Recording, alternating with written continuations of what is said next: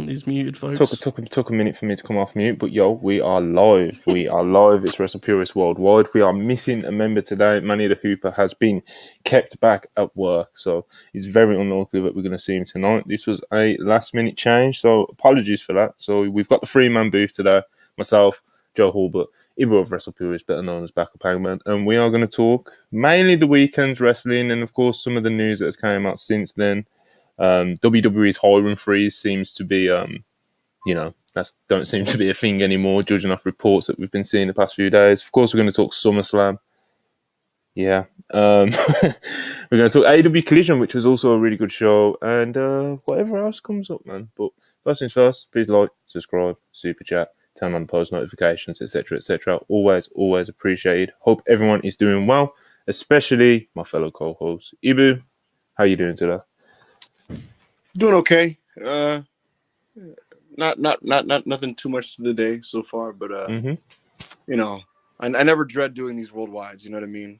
And 9.5 times out of 10 I come out of them all the better for being a part of this. So I'm excited to kind of get into everything, get into all the news, talk about some SummerSlam and Collision, the best wrestling show on television. So I'm excited to get into all of it with you guys today.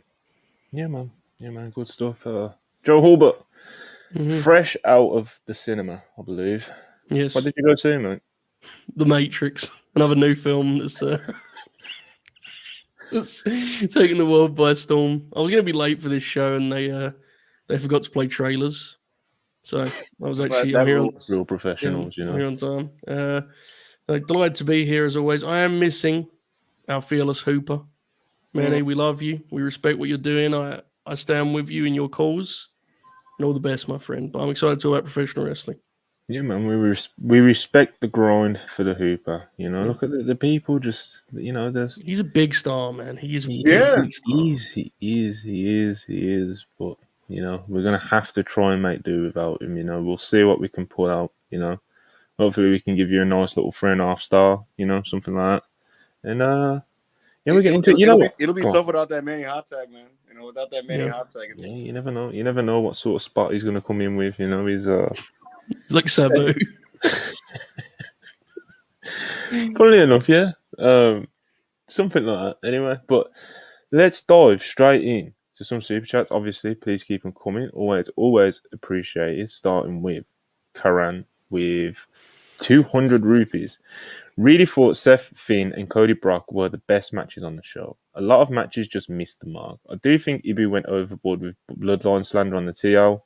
Lol, stinky finish though. I was very spiteful about the ending of the show. I'll explain it when we get to it, but Seth Finn. It's funny because when I looked at the card order on Paper Monty, I was like, "Oh, that's the match that's fucked." I'm like, "They're fucked." Given what their spot was. And I thought they had a match that turned into a pretty dramatic affair, more expansive than the Money in the Bank one. I got super into the near falls personally because I was actually pretty invested in seeing Finn win. I really wanted Balor to win the match, so I was like yelling at my television. And they had a really strong match, and I also personally was a fan of Cody and Brock as well. So I'll break down why I didn't like the main event. Yeah, I'd probably say they were the two best matches on the show as well, to be honest. No, I don't know. Drew Gaunt felt like it wasn't what I wanted it to be, but it was still very, very good, I thought those three were on a similar level, to be honest.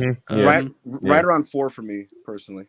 I had them a touch lower, but I thought what I would say for Seth and Finn was it exceeded my expectations, where the other two matches we just mentioned fell a touch short of my personal hopes, especially Drew Gunter, which I actually thought had a chance to be like a WWE match of the year, quite frankly. And it was not that, which we'll get into in more detail. But there were some good matches on the show, even if I didn't think the show had a great match, which surprised me, to be honest. So we'll get into it. It seemed like they were definitely lining up to have at least one, But like we said, we will get into it. We'll make sure it's one of the first subjects. Karan, again, another 100 rupees, always appreciated. Did y'all see Brian Alvarez pitching the Adam Cole heel turn to lean into some of the anti-Semitic actions used against Max?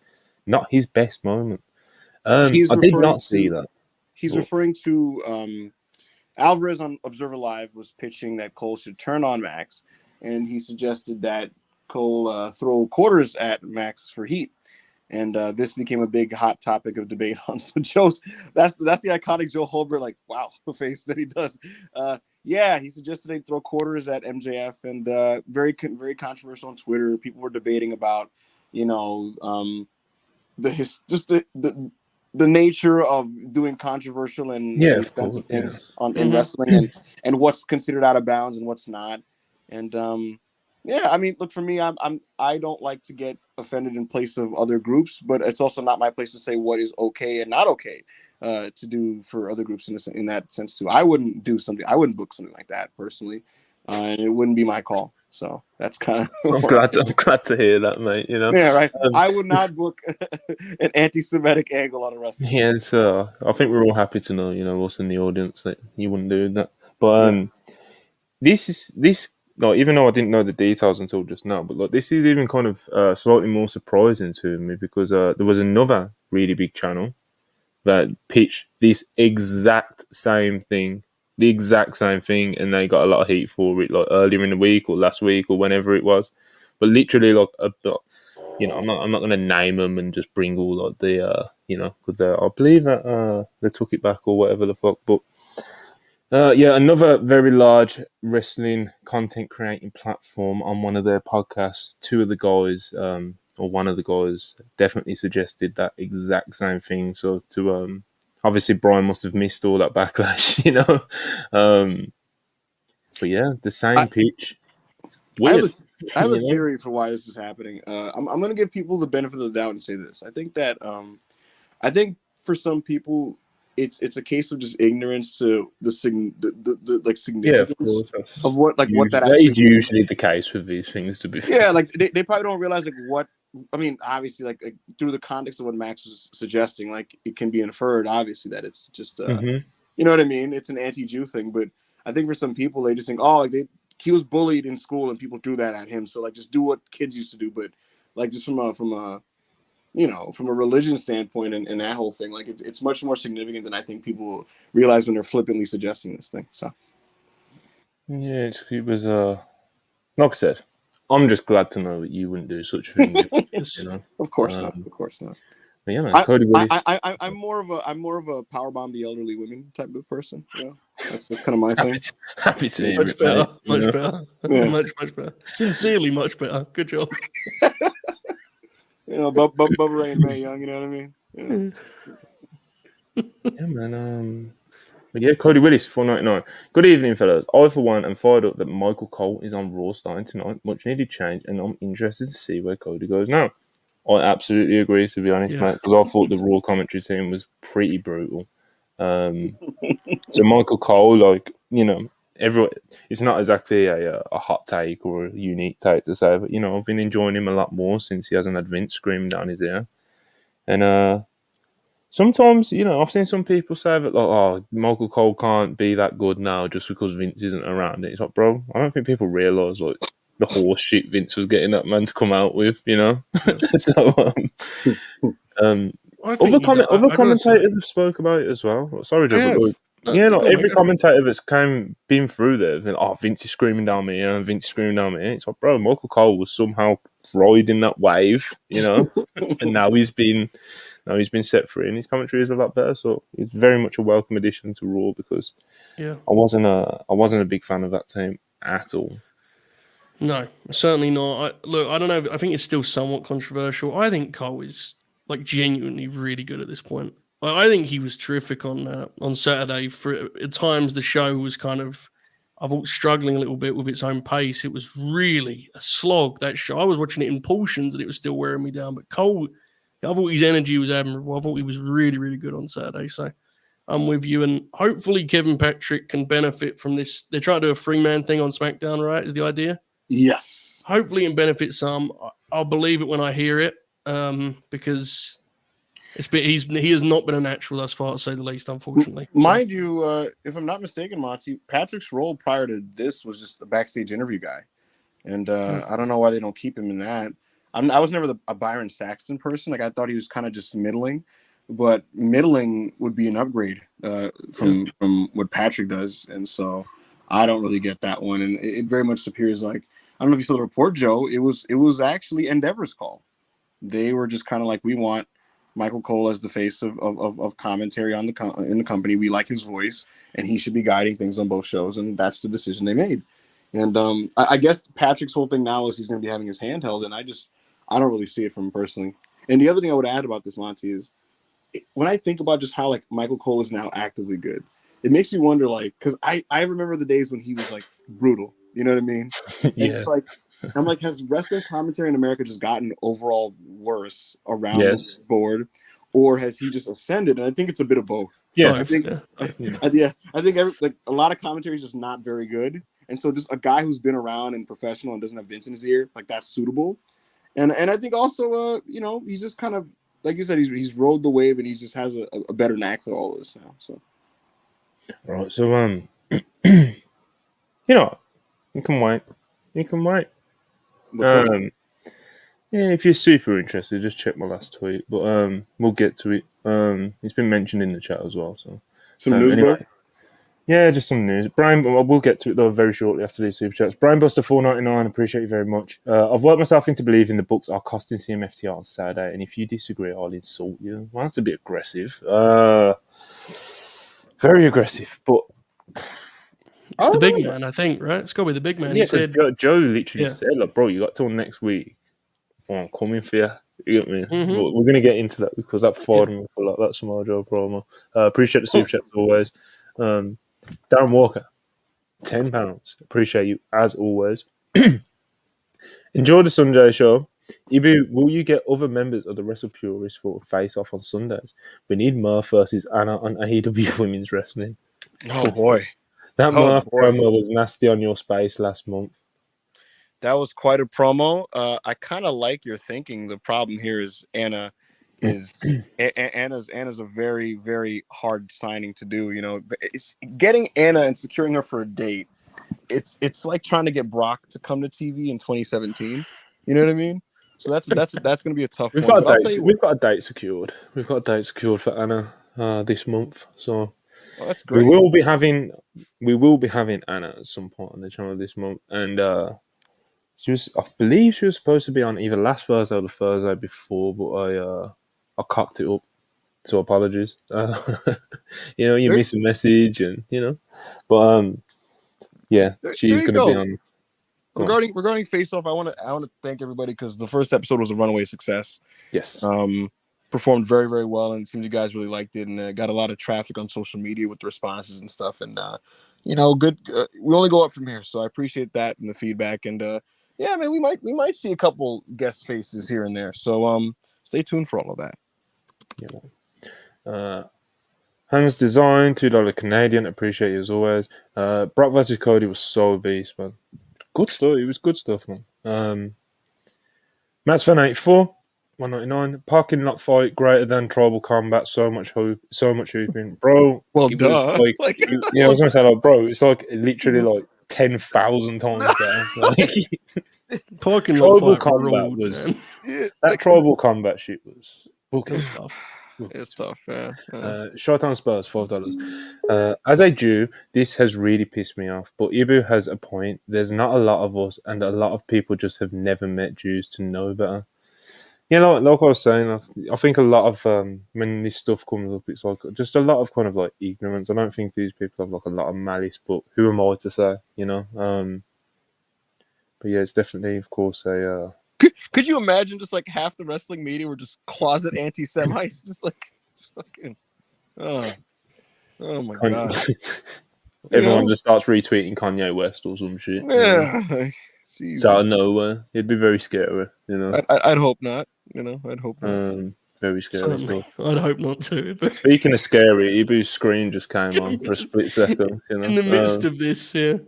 Zaid Nadi 499. Cody being a WrestlePurist fan pops me huge. Ibu, try and get an interview. What are a couple of questions you'd ask him if you did? I guess this is obviously referring to he mentioned us in a Fightful interview last week, and of course when he tweeted his "Thank You Detroit" picture yesterday from SummerSlam, and he's like kind of highlights from SummerSlam. He tagged us in the.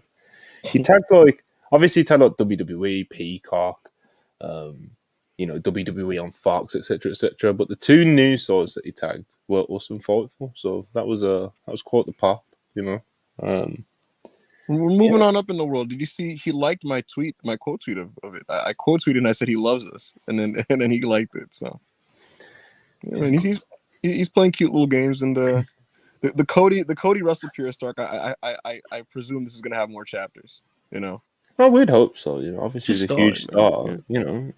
He's a huge star, and obviously we're all pretty big fans of him. Mark, what inning would you say we're in, Monty, when it comes to Cody? WrestlePurists. Yeah, what would you say? or is it bottom of the third? Yeah.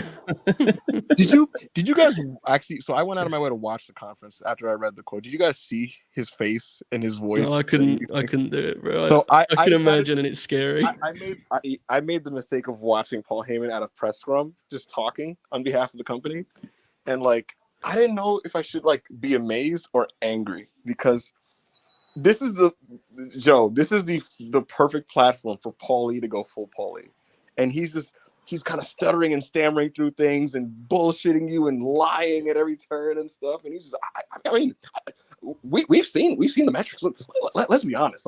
He literally says, Joe, I kid you not, he goes, this business uptick that we've been experiencing, it's all on the back of the bloodline. Let's be honest. Let's be real about what is moving the gears here in this company. And I'm just sitting here as he just bloviates and talks, and I'm like, man, this is why he had heat back in the day.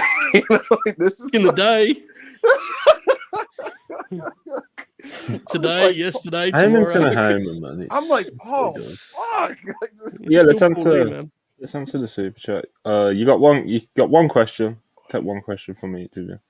Got one question to ask Cody Rhodes. Try to be serious. I don't know what my question would be. What year do you intend to try to purchase the license of World Championship Wrestling and revive the brand? And can I be on the booking committee? Fair enough. In this imaginary world, I still got money. In this imaginary world, he's gonna answer whatever I ask him, and I'm gonna ask him, "What's the real reason why you left AEW?" Yeah. No, that's such a cop. Now, if he was going to answer any question, your actual question would be, do you like Seth Rollins? Oh no, we know the answer to that. Exactly. Yeah, just to get him to say it. Yeah, man. Shout out Cody Rhodes, big win on Saturday. Darren Walker, £5. Appreciate it as always. Ibu, you are right. I'll go further and suggest Bully Ray should face Jack Perry and powerbomb that Jezebel and a J through a table. Fans would pop. I mean, they would probably pop for it, because wrestling fans, we're sickos like that, and I'm not sure if that should be the direction, though, mate. I just realized, Monty, House of Black versus CMFTR is probably next week's main event of Collision, right? And because it's a main event, Jim Ross is going to be on commentary. And because House of Black is there, that means Julie Hart's going to be there, which means we will finally get to hear Jim Ross call somebody a Jezebel again for the first time in a few months.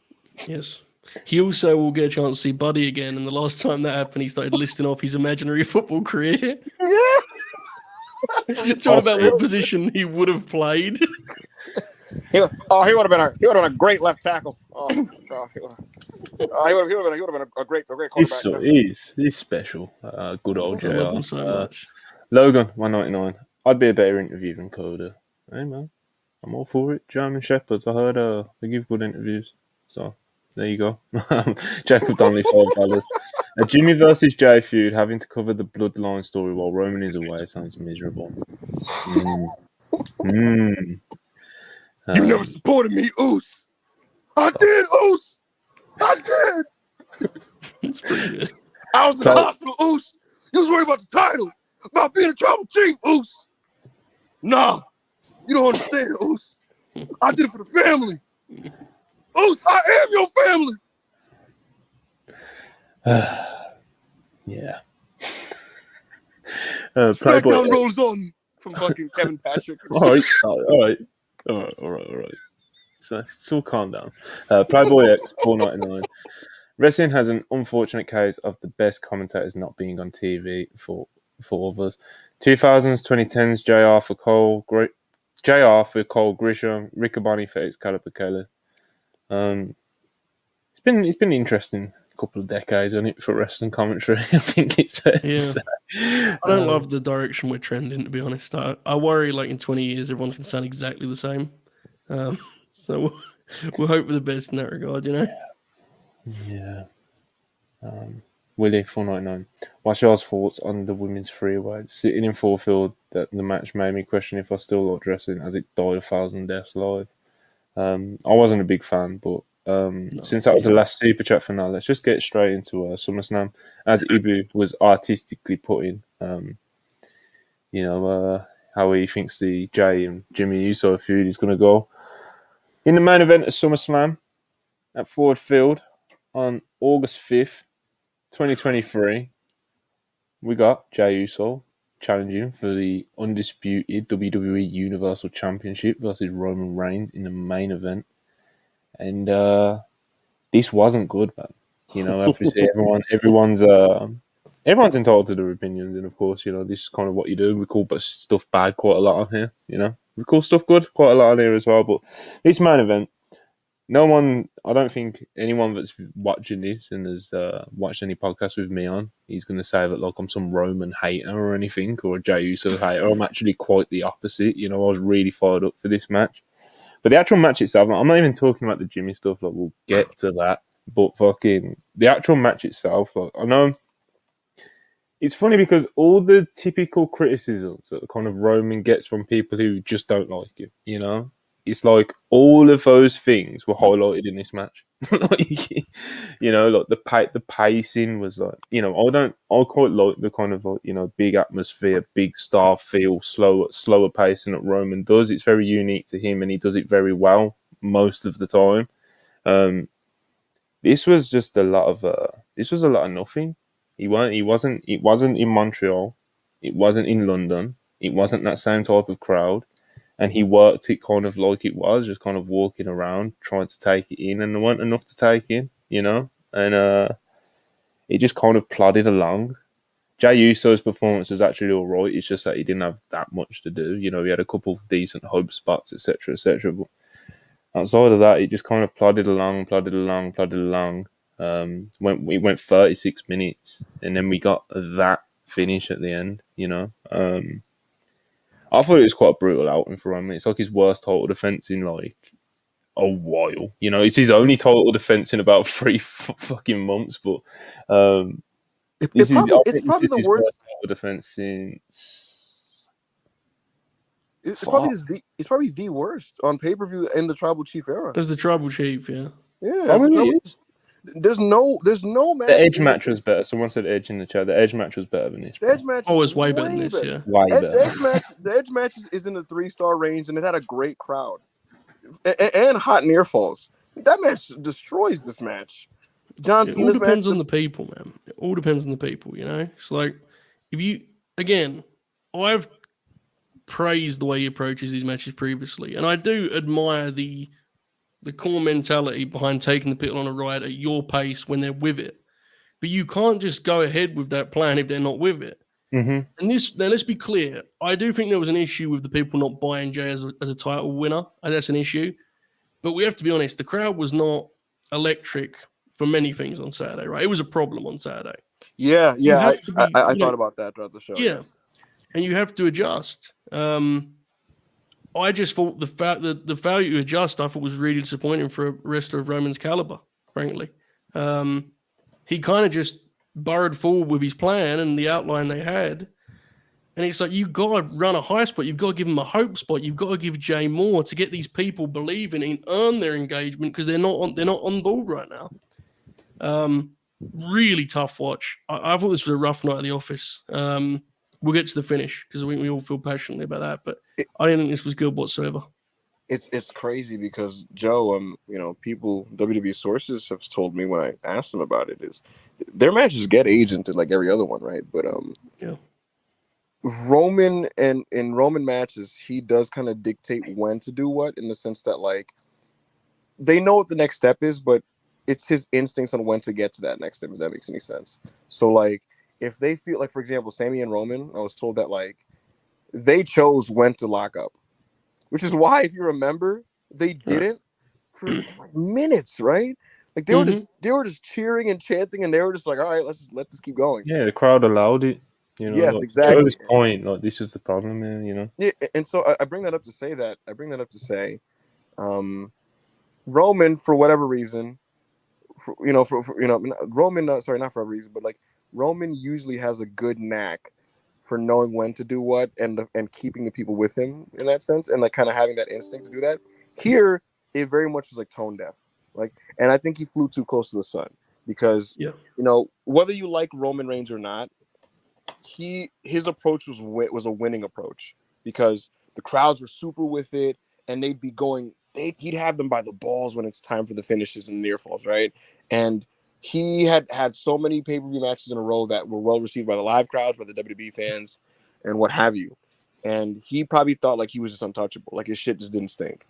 And so he went out here, and it was basically like self-indulgence rearing its ugly head. And this happens in a lot of things, a lot of people, where it's like the flaws rear its head in ugly fashion. And this is one of those where he now has to, in my opinion, go back to the drawing board and potentially change the approach. Paul Heyman on the scrum, Joe, he did, he was bullshitting a lot, but what he did say was regarding the bloodline, he said, like, we're going to keep this going, but he said we will absolutely have to evolve how we do certain things as we go along. And I hope among those things is the layouts to these main events.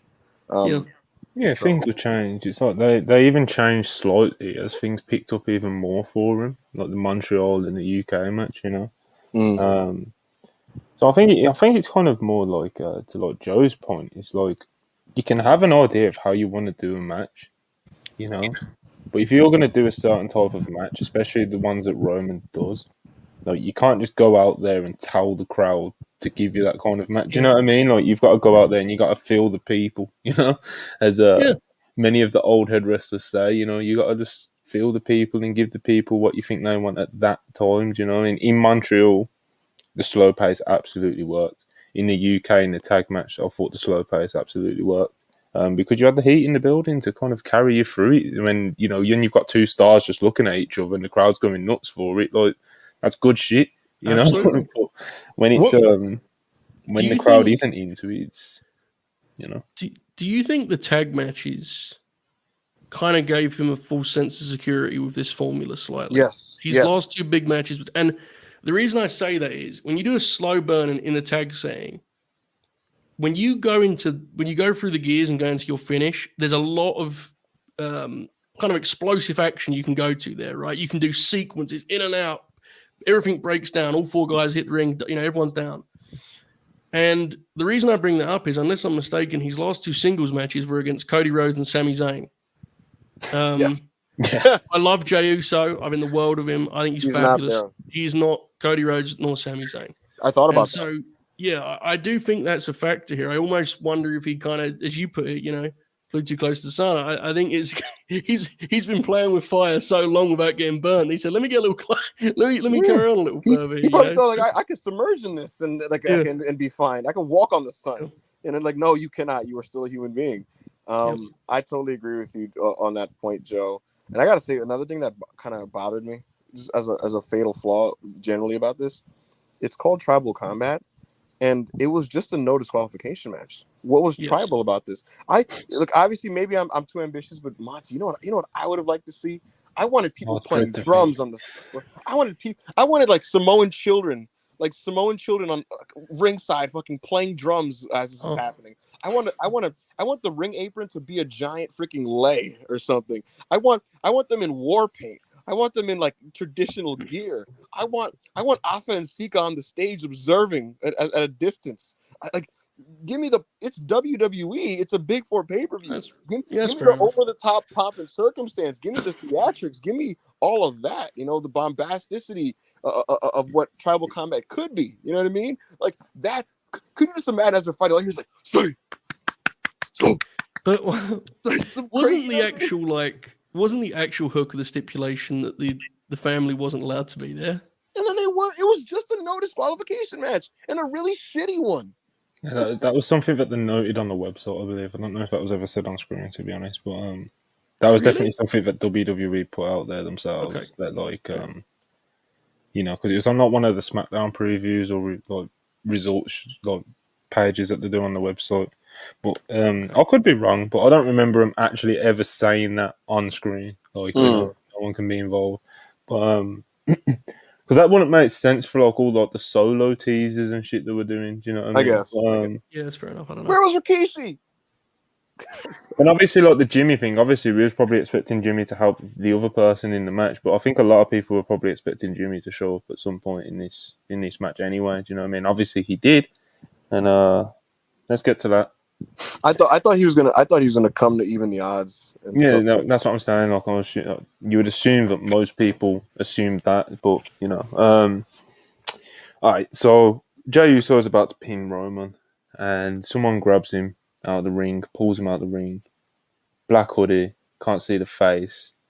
But I think after a split second, you can kind of figure out who it is, and that's when I start saying, "Oh no, what the fuck are they doing?" And then it's revealed. Jimmy Uso pulls off his hood, pulls down the bandana, and super kicks his twin brother in the face, and Roman gets him back in the ring, and Roman pins him 1, 2, 3.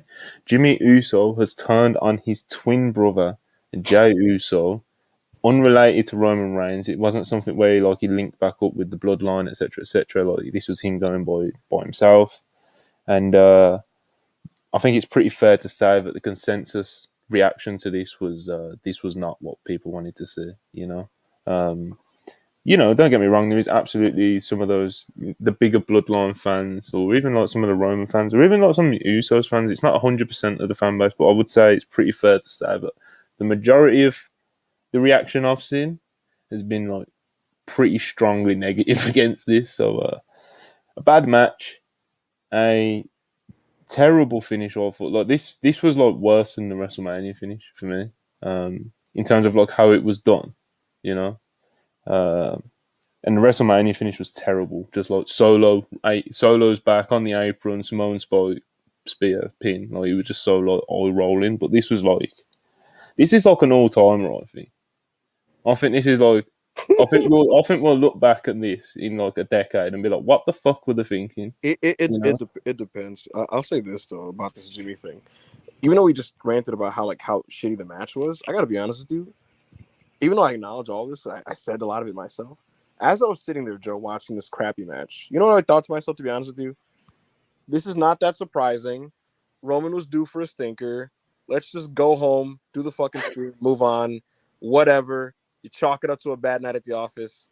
I'll still probably call this a generally good show. And like, so I guess what I'm saying is like, it didn't hurt me that the match was bad. What was actually painful and damaging to me and to potentially this company is this Jimmy plot twist. Like I was like, whatever, this match sucks. Let's just go home. And then Jimmy turns, and then that's when I was like, fuck, because to me, that's something that will actively make the TV worse. A Jimmy and Jay feud. I have no interest in seeing it. I've been on record about that. Someone fantasy booked this exact finish like 2 weeks ago, and I quote tweeted the tweet. And I was like, that would be literally just abject shit. And yeah, it happened. The thing that I didn't want to see, which is the Usos fighting. I'll tell you what. The bloodline stuff has been winning, regardless of how any of us feel or any of the detractors feel. It's been winning in terms of, metrics and quarters and tickets and all that stuff, right? We were all very critical of the WrestleMania finish, and I stand by the fact that Cody should have won, right? But what you cannot deny is that it hadn't affected their business negatively or Rhodes or the bloodline people, right? And so, okay, WWE, you got that one, right?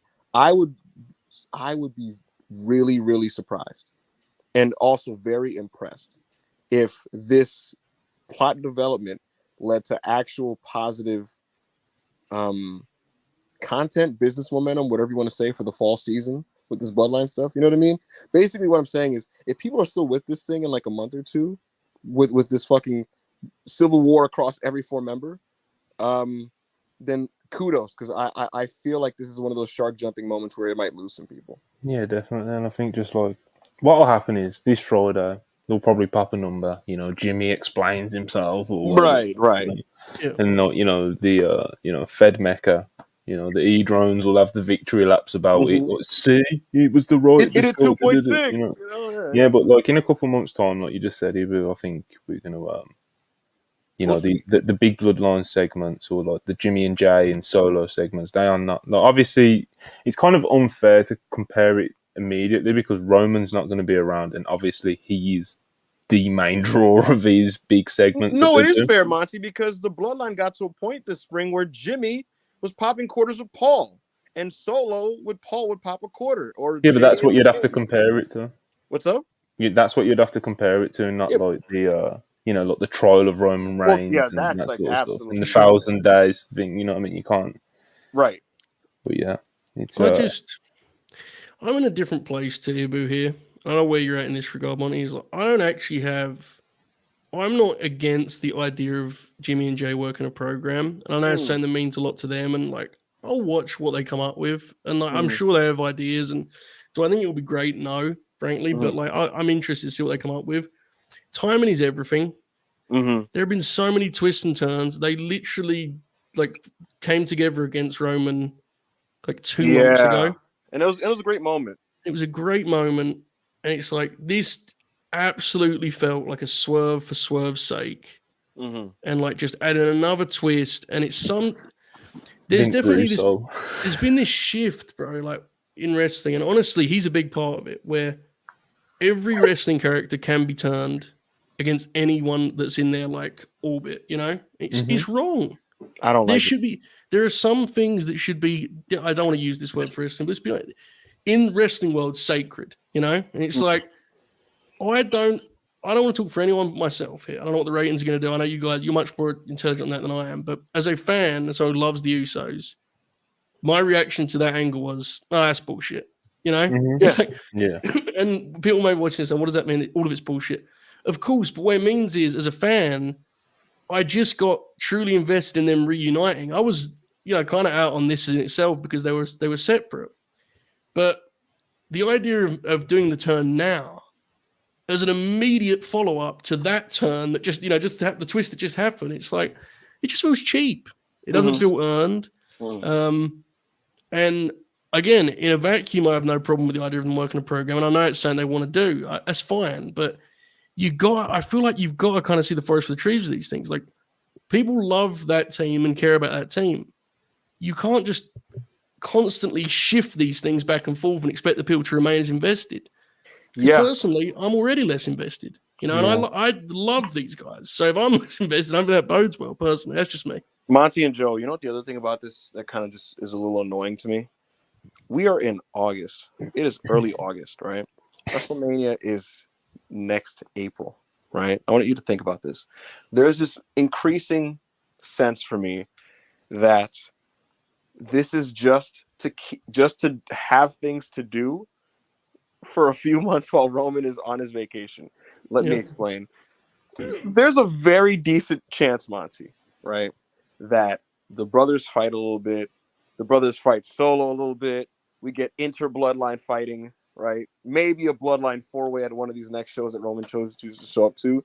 But I feel like at some point when things matter again in the calendar, at least three of them, if not the entire bloodline, will be reunited.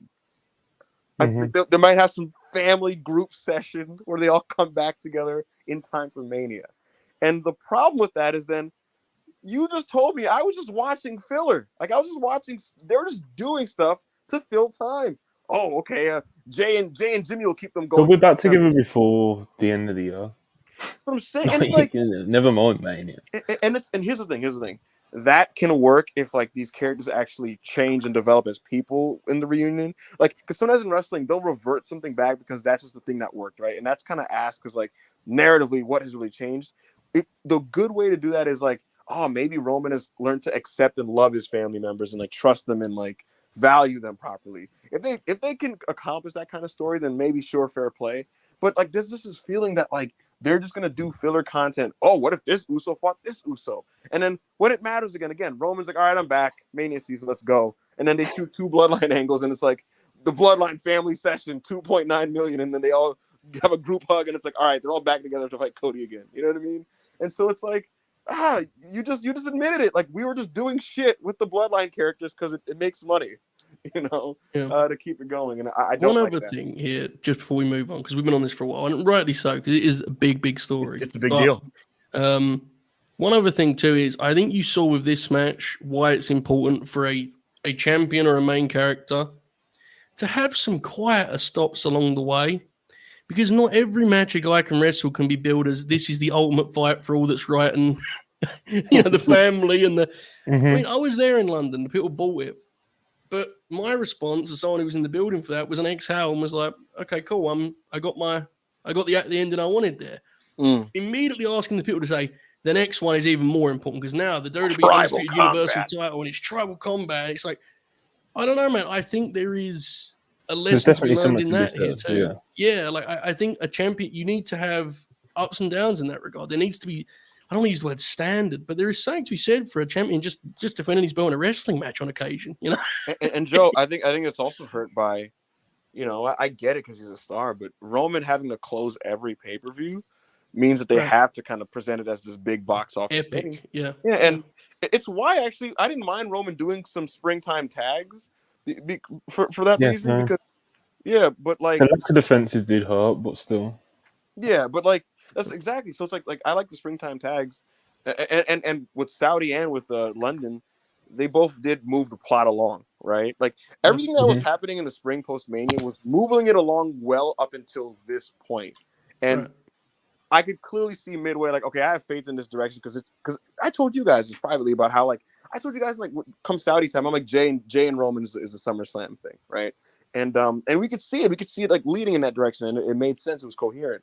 I don't have much faith in what this is apexing to for Survivor Series, because to me it looks like a Bloodline 4-way, and I just like that doesn't do much for me. That doesn't do much for me. I agree. I do think it's worth noting, because we're all clearly down on it. It is a single misstep for now, and that doesn't make it right. But I do think we do have to note that, because hell of a step, though. Yeah, no, look, how I feel about it, but I do think it's important to know. We're 2 days removed from here, so we're reacting pretty close to the deal, right? We do have to see where we're at in a couple of weeks, but my instincts are where yours are at and where mine are at, which is, I'm not sure. I think we may have seen this thing's peak come and go at this point, but we shall see.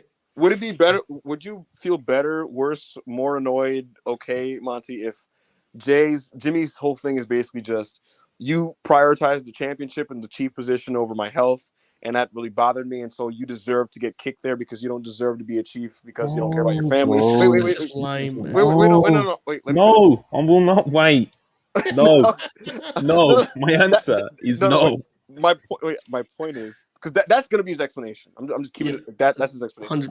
100%. Fuck the explanation though. That's not what I'm talking. What I'm saying is, would you feel better if Jay went, "You're right. I'm wrong. I'm sorry. I love you. My bad."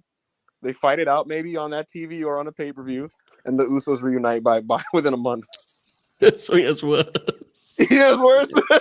Now that you've made the mess, bro, you can't do like, that. I don't think. I'm sorry, bro. My bad. Hey, Nah. let's fuck around for a month. Like, so you're basically saying commit to it now. Like, have these guys like try to. You've kill done each it other. now, bro. You've pulled the trigger on it now. I mean, just do it. This is horseshit, bro. This is like, I've already invoked the name of Sir Vince Russo of wrestling garbage. He definitely deserves the Sir when it comes to that sort of conversation. But yeah, I thought this was like WCW on the tail end. Horse shit. The idea of doing this, bro, it's just. I don't know, man. Like, I guess we'll see what the reactions is and how the live crowds and the numbers do and everything. But I think this could be specifically week 2, I think this 3, could be 4, like 5. the beginning of the end. It could be. Like I said, we look back in 10 years. And it's like, where did everything go wrong with the bloodline? Like, they were killing it. They were doing unheard of numbers. Like, where did it all go wrong? Could you imagine the rise and fall of the bloodline documentary? Bro, telling you, rise and fall of the bro. 2033. We'll remember August 5th, 2023 in Fourfield, Joe. This was horseshit, man. Joe, it's the part of the document. Joe, you hear like dramatic music, right? And it's a documentary, Heyman sitting for his confessional, and you're behind the camera. So what happened? And Heyman kind of just stutters and he looks down and Oh my god! he's just like, I'm not going to say that Jimmy Takes no responsibility for it, even though he spent the whole year just also, quietly taking responsibility. Even the great stumble, you know. No. He deep stutters breath. and looks down, right? He's clutching his fist and he's just like, at the end of the day, I answer to Paul Levesque. And he's just like, that's real I shit. already can see it. And then it cuts to Michael Hayes. It was Paul Lee. I remember how Michael Hayes is like, I told Jimmy I didn't have a good feeling about this finish. I told him. Remember when like after Mania we was all saying like they'll never be able to recreate like the people wanting Cody to win in Hollywood like that ever again. Like they'll be able to recreate something similar. Mm-hmm. You know, like they'll be able to like make the moment still feel like a Mania passing of the torch, like huge championship moment, but maybe just not quite the same as what we had in Hollywood that night. You know, and they took the business even higher.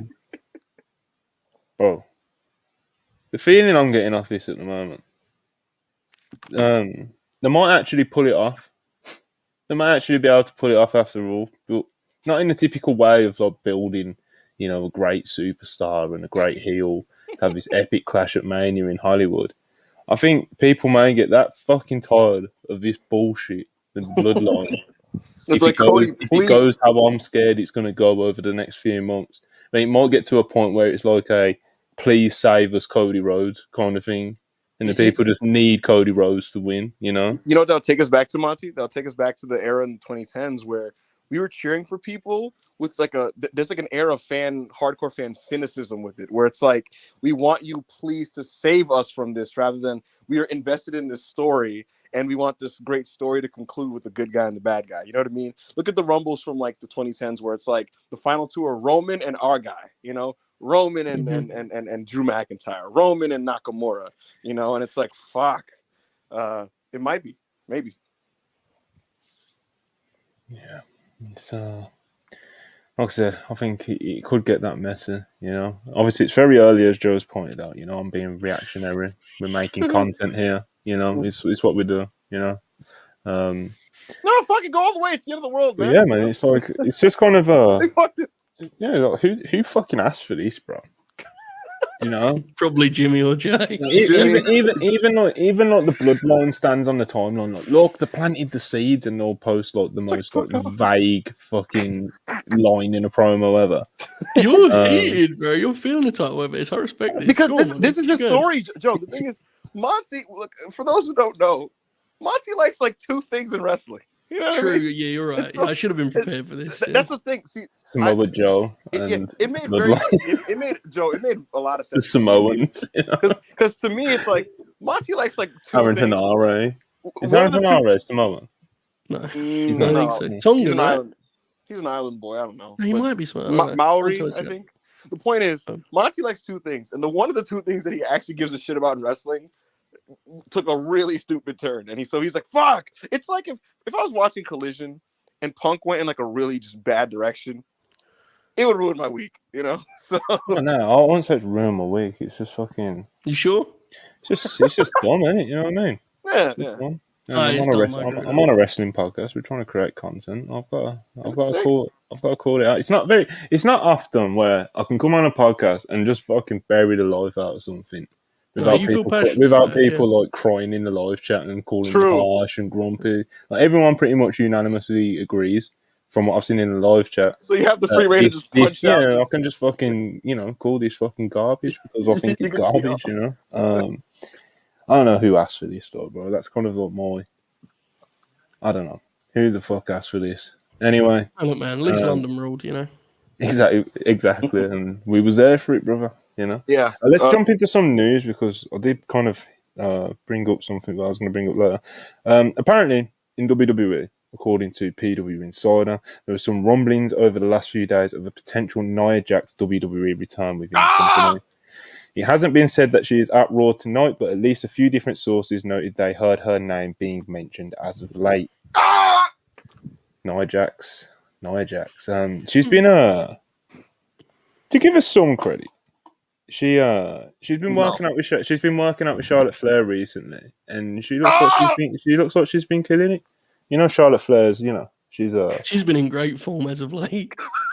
Bro, I'm just talking physiques right now, brother. You know, bro, so you're talking about talent and ability. You know, Hey, Hunter, where's Nia been? You Charlotte's running around with a 6-pack. You know, it's like, you know, it's you know, I wish everyone involved the best. No, genuinely, you're right. Good. I'm not. Yeah, Nia Jax, man. Ibu, where would you see her fitting in? Nowhere.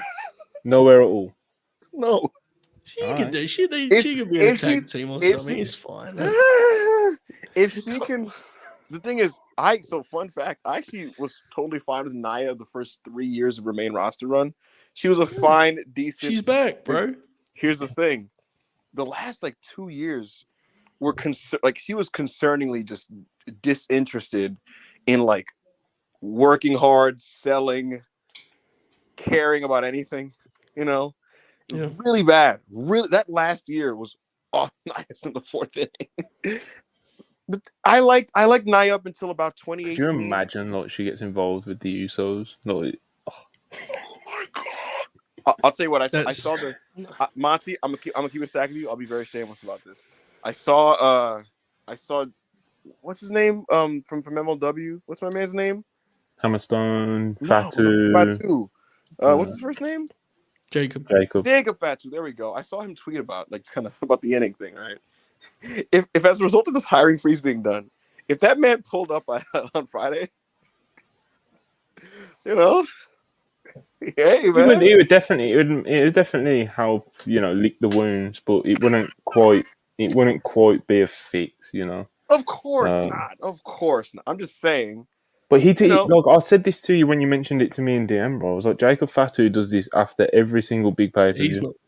You know, he does it after every single big pay-per-view or big Roman match or even bigger, tribal court or whatever. He'll do a tweet that's, that basically says, I'm watching, but he's it's obviously as of yet nothing's came of it, and I'm very, very doubtful that something will come of it, although he is a fantastic wrestler in my opinion. Good promo, good wrestler in ring, good look, good vibe, got some aura about him. He's really good, but I just don't see WWE making that move. But yeah, Nia Jax is one that apparently there is rumblings. There's rumblings going around. It's not like we've heard anything about that she's been reached out to for a contract she's signed or anything like that. It's just apparently there's a lot of rumblings about Nia Jax in WWE at the moment. So I guess we'll see what happens. What else have we got? Nia Jax, and then the other WWE potential signees, Kairi Sane, better known to some of the Joshi fans as just simply Kairi.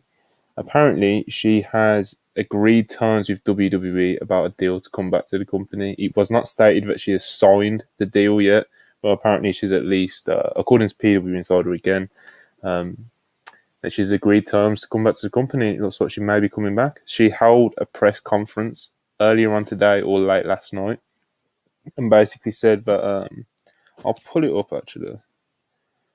What was your reaction to this, Joe, when you heard about it Saturday? Because I was really surprised. Yeah, I was a little caught off guard because of the schedule element. But I said that to someone and they said she's publicly talked about wrestling more. So I was like, I don't know. I mean, I'm sure she's getting paid. Oh, yeah, of course. Hefty. I'll be completely honest. I'm never shocked when people go back there because it's like, it's a hell of a deal. I mean, just to be totally honest, you get paid really well, It's always kind of slightly morbidly funny because it only makes me laugh because the people will always delude themselves and be like, "Oh no, they're never going back. No, they never go back." Right. And you know me well enough to know. Yeah. I never think that. Yeah, you never the only one that would shock me is John Moxley. Yeah. They all come back. Mm-hmm. Carl Anderson was tweeting, "They suck, dude." And then a year later, Hunter's like, "You want $800,000?" And he's like, "Yeah." Yes, yes. Yeah, it's a job, at the end of the day. So, Joe, you'll probably be able to relate to this in some way. But the way, football fans, might not relate, but understand what I'm trying to say. But, the way, football fans will talk about, footballers moving team, there isn't unfathomable amounts of money involved that Yeah. influence these decisions, you know.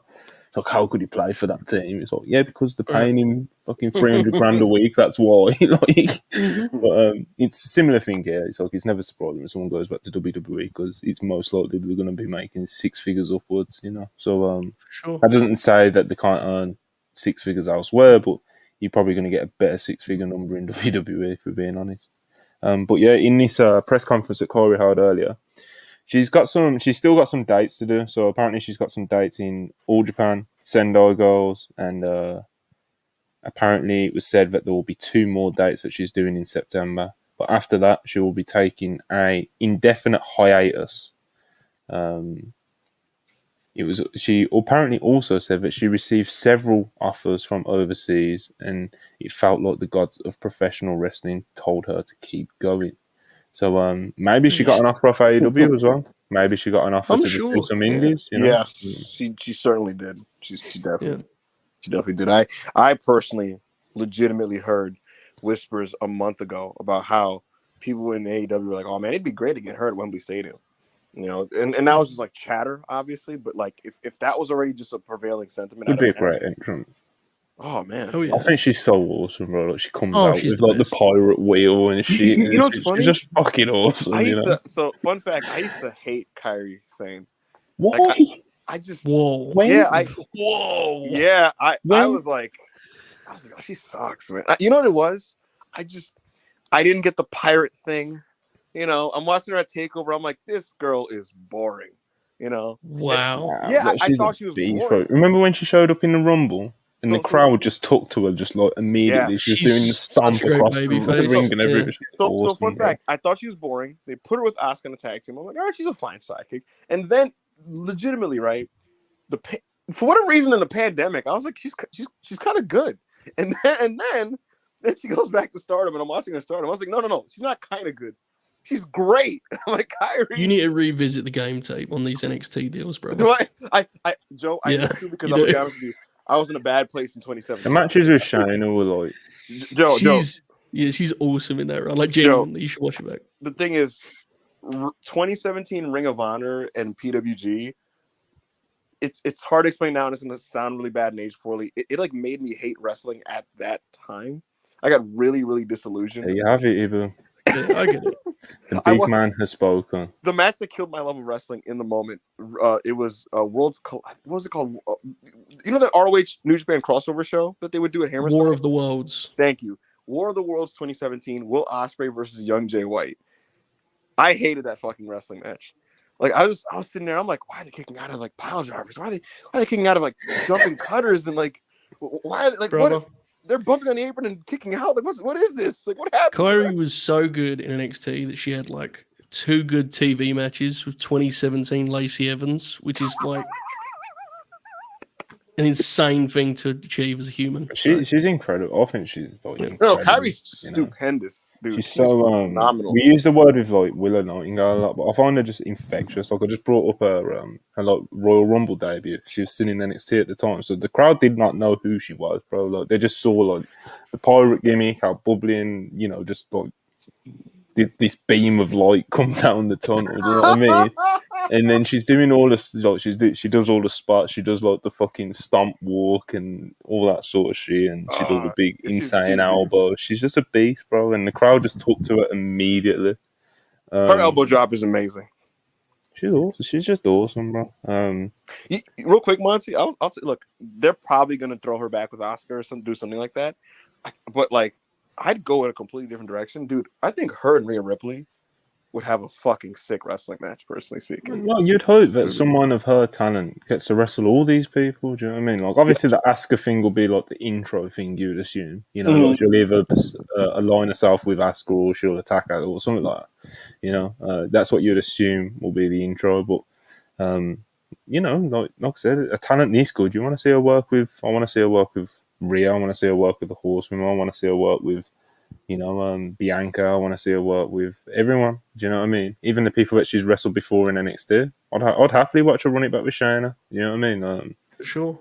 So that could even be an intro for her because they had a really extended feud. I think they had three takeover matches. So it's like yes, that could make sense as well to bring her back in that spot. You know, I got to say, Monty, this was kind of shot down on Twitch by either you or somebody, but I think WWE's women's roster is at a level of cumulative talent to warrant a second evolution. I genuinely believe this. Yeah. I think you got to create the right matchups for it to make sense. But I do think the right card can get you 7,000 in the building for a Becky Lynch, Rhea Ripley headlined Evolution 2. It's a great main event, definitely. I think I remember me talking about it before, and I was like, you couldn't do it right now because it would feel so forced, you know. But if you build the feuds and stuff, as obviously you would with it being a pay per view, but if you build the feud properly, in about 2-3 months' time, I think you could definitely get to a place where that could be like more successful than the first one, you know, because as we all know, well, a lot of us know already, but the first one in terms of like business numbers wise did not do very well at all, and that has put WWE off doing it again since. But to Ibu's point, when you've got someone like Rhea, who has just exploded over the past 12 months, when you've got someone who's Becky, who's an established star, who still feels like one of the biggest stars in the entire company, when you've got Bianca Belair, when you've got Asuka, you've got Kairi Sane potentially coming in, like, you can pull it off, but it has to be built TV properly. builds, that's the key. The TV build for the first one was non-existent. They were building to the Saudi show, and they did the Ronda Nikki stuff. That was about it for the TV, you know. So yeah, and a lot they had the thing as well. But I think may have put a sour taste in their mouth about doing that show is that they had a lot of other stuff planned for that show that they weren't able to get done. You know, like other legends and other certain matches they wanted to do. So I think it may have just been a very frustrating process for them to put it together, especially like you said with Saudi at the same time, etc., etc. If you put this in the right part of the calendar and you build to it properly, then I think it could be a great event. It could be one of the better events that they've put on this year, genuinely, but not right now because it would feel so like forced and just like, you know, like a fucking PR move or something, you know. But yeah, then the other free agent I want to talk about, since we've touched on Kairi, there's two actually. There's Brian Pillman Jr. Brian Pillman Jr. That was first reported by Cassidy Haynes on Body Slam a couple of weeks ago that he will be signing with WWE. And then PW Insider must have got confirmation as well, and they reported the same thing. Then also added that I believe he'll be at tonight's Raw taping. I don't know if he'll be on the show, but I believe that he will be there. And he's been training at the PC. Cassidy Haynes also reported earlier, I think it was like 2 weeks ago or like last month or whenever it was. But, you know, he's moving to Orlando. Brian Pillman himself pretty much confirmed this because he like posted a moving truck or something on Twitter or Instagram. But yeah, Brian Pillman, man, it looks like he's coming in. It'll be interesting to see. I think it'll be interesting to see like how they view him, like how he comes in immediately. Because I think it'll be kind of crazy if he comes straight into the main roster, you know. Wait, who? Pillman Jr.? Yeah. Nah. He's going. You know, he's subject to the podcast we're doing right now, you know. No, because the way you were talking like confused me. I'm like, we're still talking about Brian, right? That's what I mean. No, it'd be interesting to see like how they actually see him. Like, will they throw him on the main roster and make us all fucking confused, or will they put him on NXT? And where will they put him in NXT? Will it be like Carl Fredericks, or will it be more like a prominent position on the card? I'm sure Sean's got many ideas. I think Sean, this is what I'm saying, bro. Sean might just really take to him, you know. So it's like he's not. Honestly, it's hard to say. It's tough, isn't it? It depends on. Did Sean like Brian Pillman Sr.? That's the question. Because depending on that, you know, I don't. Well, he was a member of the Heart Foundation. It'd be interesting. It'd be interesting to see how Brian Pillman Jr. does with like the NXT TV, like the segments and shit. You know, that could get interesting. Every time I think about this, Monty, Chase U just screams at me. Hey man, I could see it, bro. You know, it would be so far away from the gimmick that it seems like he really wants to do at the moment. But like, fuck it, man. I could see him doing that kind of role.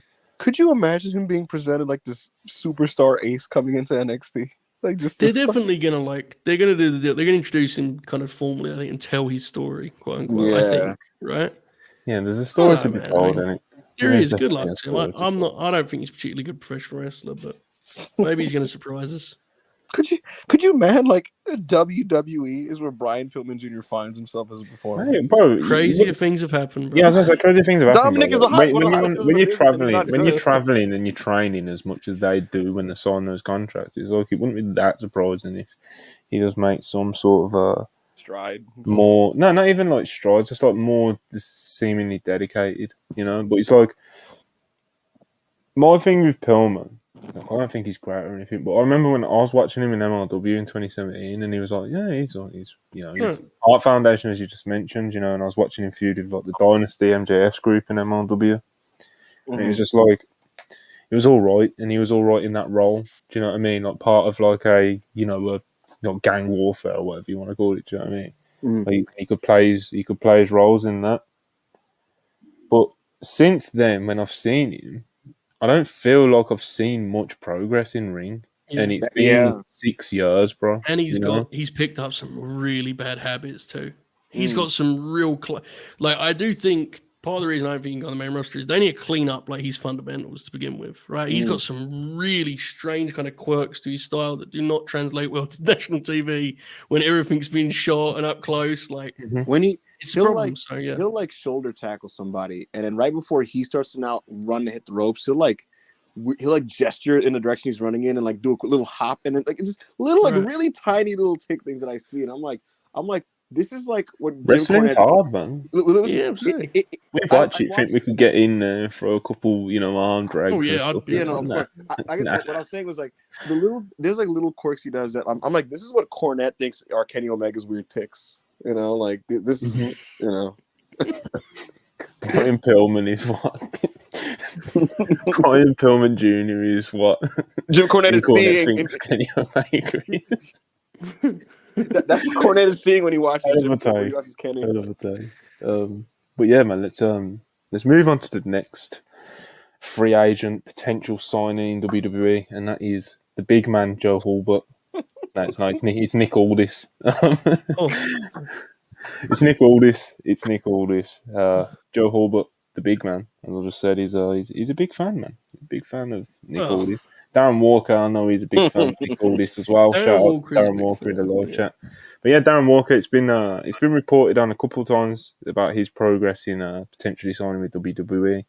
I believe it was reported by PW Insider sometime last month that WWE have high interest in him, I think was the language used. And in today's report from PW Insider is that, he's going to be there tonight, potentially as a producer. And he's going to be there for a few more upcoming TVs as a producer. Don't know what this means for him as a wrestler, to be honest. But yeah, it seems like Nick Aldis is going to be getting into the fold, at least for the time being. Joe, I know we spoke about it last month, but the producer thing is quite interesting, isn't it? It is, because he's 36, and it's like as I said then, I'm not here to protest that he's going to have some big main event run, or he should have a main event run, because he shouldn't. But I do think there's a role for him to play that's not just, putting together matches for other guys that aren't quite as good as him, honestly. I think when I look at their TV, and I don't watch it super closely, when I look at it broadly, I absolutely think there are guys who are used on TV that are, that he could easily take their role. Oh yeah, bro, I could get spotted.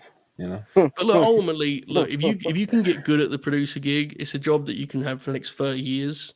And if it interests him, like, God, good luck to him. It's always hard because you don't know how he feels about it. As just an onlooker, 36 is very, very young for it to be looking. Prime age. It's prime age. You're in your prime at that time. Well, most wrestlers, obviously, some wrestlers peak are like right around that age. Yeah. So it's a weird one, but I wish him well, and if he wants to do it, hopefully he's good at it. I'm sure he can be. I have a feeling he'll probably be good at it. And for whatever it's worth, Bobby Roode, he's been brought in as a producer as well for the next however long. Obviously, he's still signed to the company as a talent anyway, but they're trying him out as a producer, and I assume he's going to be very good at that because big Bob Roode, man, Oh, great worker, yeah. Bob Roode, bro, One of the best, one of the most underappreciated workers of the past, he must have some great stuff for tag matches too. How many teams was Bobby in that was really good watches on TV? You know, I mean, that dude has like 4 or 5 teams in his catalog. So Yo, really smart worker. I think he'll be great at that gig. Good luck to Bobby. Monty, I feel like in this Triple H era, if Bobby was healthy and was never injured, he would have been. I think he would have been eating. Oh, 100%. Because I I just love them. Yeah.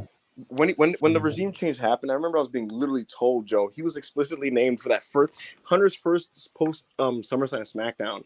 Bobby was earmarked for like a big angle on that show, and like the week of, like he got a medical checkup, and that's when they found out like he's fucked. So it's just a thought I had. I feel like Bobby Roode with his skill set under Hunter and Regan's television, because he could kind of do their TV and he can work. That man would have been oh my god, that man would have just been. Yeah, probably. And when we tweeted on the WrestlePurists page about the news about him coming in as a producer, and, Joe, you quote tweeted it with the promo on Roddy. He's like, he was such a G in NXT, bro. Like, he was a beast, man. That vignette is one of the funniest things ever. Like all the shots of him, like just turning his head around dramatically and, at the mansion, you know, looking out to the foot. Yeah, it was beast, bro. He was a beast.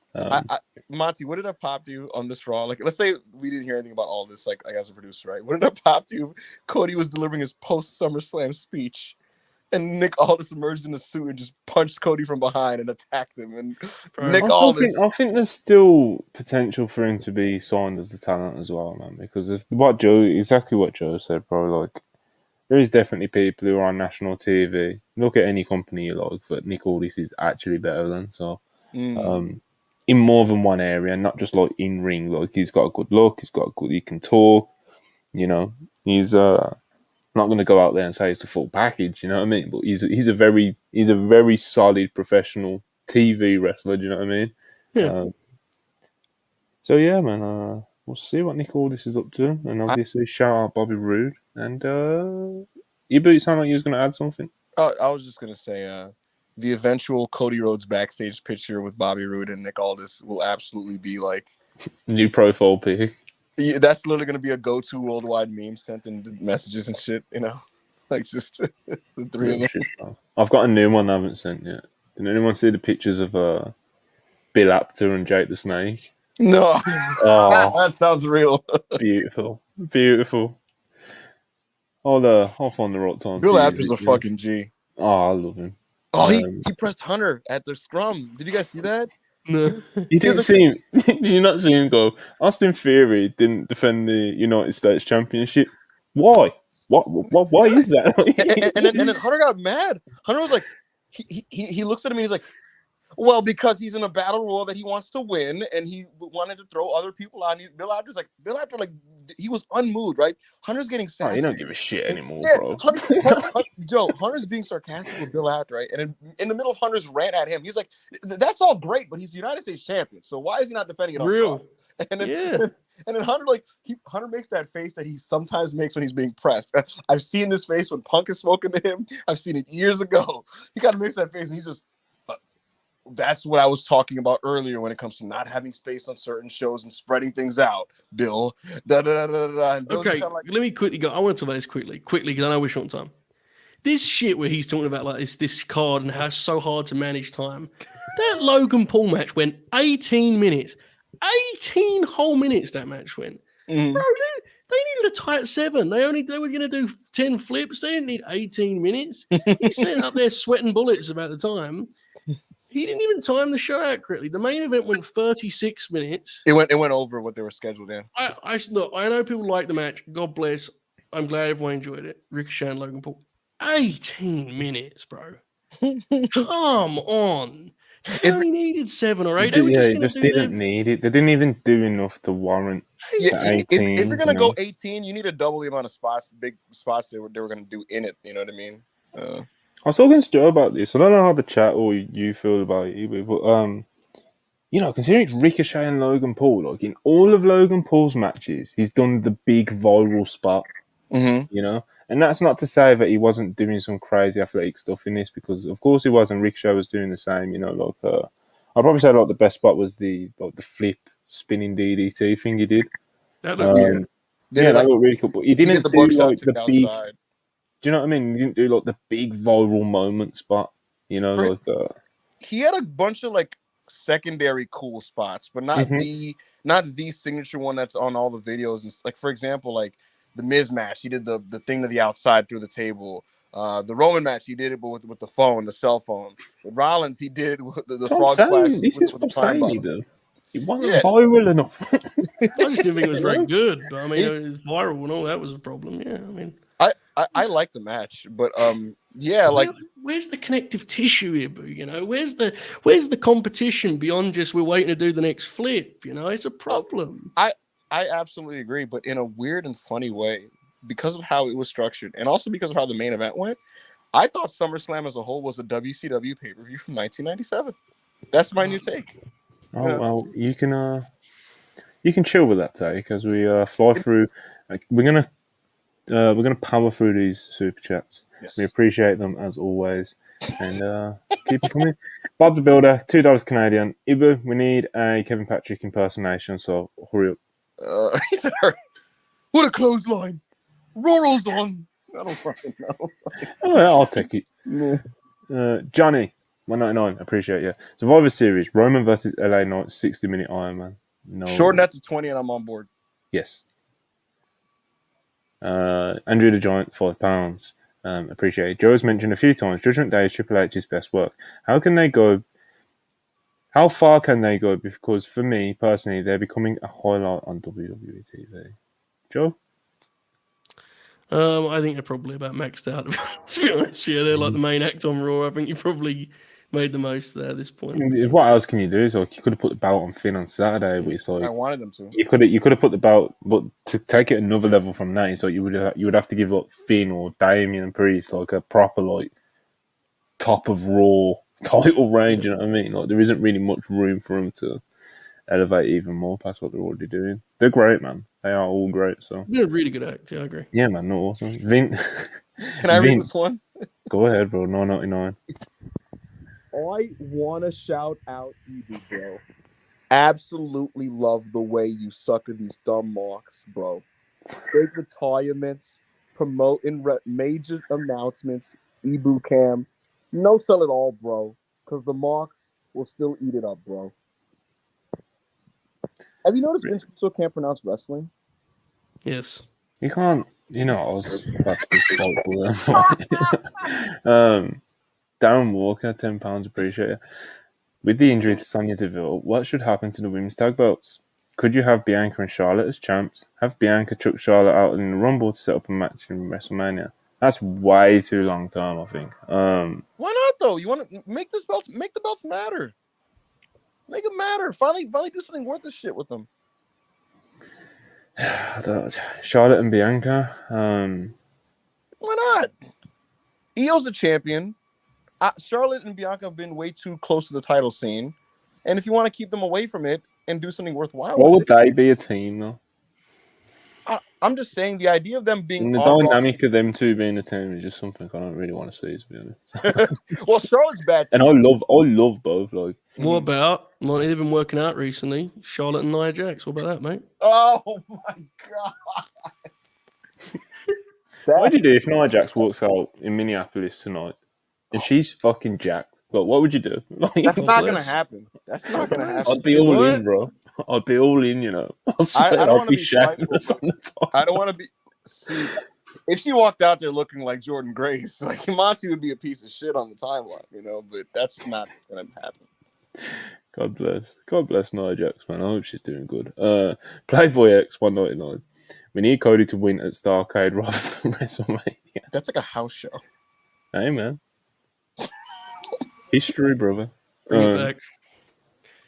Darren Walker, £5. Appreciate it. My SummerSlam highlight was Io winning the belt. Also, we need Io versus Barry this year. Yeah, man, that's I think that's a lot of people's highlight, to be honest. Manson 84, 199. Nia Kairi rematch is going to be heat, bro. You know what? That is incredible, yeah. You know what? Kairi beating the shit out of Nia and elbow dropping her through a table in like a 5-minute match. I can live with that. As long as, but WWE doesn't send people home after one-offs, so that's the problem with that. Match on 84, 199. Shida versus Kairi for the AEW title would have banged. That would have been amazing. Yeah, of course. That's an easy one. Trust the process 34, 999. Appreciate you. Ibu can stand in the match plus angle, but using it to justify why Cody should have won at Mania is shameless. Is he? Factually disproven by every business metric post Mania. You don't change what ain't broke. So like, even though this is addressed to Ibu, my response to that would be like, this feud, pretty much everything Roman has done since Mania hasn't needed the world title. You know, it's like even the match at SummerSlam, bro. Like they built the prize around it being the Ula Fala and the Lay and being the tribal chief. Like you could have still done. I don't think there's anything that they couldn't have done that they've done so far if Roman ain't champ. Do you know what I mean? Yeah. So that's kind of where I struggle with the, you know, like even with all the business metrics doing as well as they're doing, so who's to say that they wouldn't have done that without the title? Because the reason why the segments were drawing well wasn't about the title. You know, it weren't contract signings. It wasn't this. It wasn't that.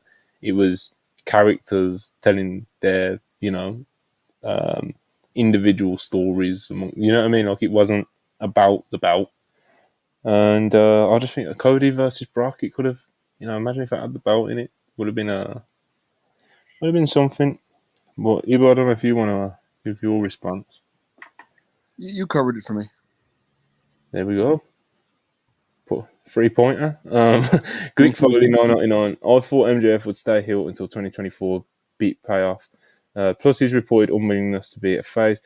You think it's currently playing out accordingly to plan, or is this an audible based on fan reaction? I think this is semi-audible, but I do think Max will somehow, some way, reorient himself back to a heel. I know Joe doesn't agree with it. I do think he's going to get himself back to the MJF we know by the fall. I do think this will happen. Big mistake. Is it the right play? I don't. His hero is Piper, or is one of his heroes, and Piper did this in every territory. He came in as a heel, he got over, and he turned babyface. There's a reason for it, brother. Be a babyface. And I think like Joe, so I think you just kind of have to do it at this point because it's just like I think there's so much juice in him being a babyface. They love him. Like, yeah, bro. Like, I think like I don't even know if like he and Tony realise like what could potentially happen if this clicks the way that at least me and myself and Joe think it would click. He's the face of the company, brother. Like and that's the other thing too, is who is the top babyface in AEW right now? You know? It's like it's Eddie Kenny, Kingston. but I don't think well, I guess it's Kenny Omega, I think. And Kenny needs to be he should be in the role now of being like he's the big match legend, you know, because I don't think Kenny wants to be out there as the face of the company necessarily. If he does, God bless, but I don't think he does. So we'll see how he plays it. We'll see how he plays his cards, you know. But I think it's pretty fair to say that.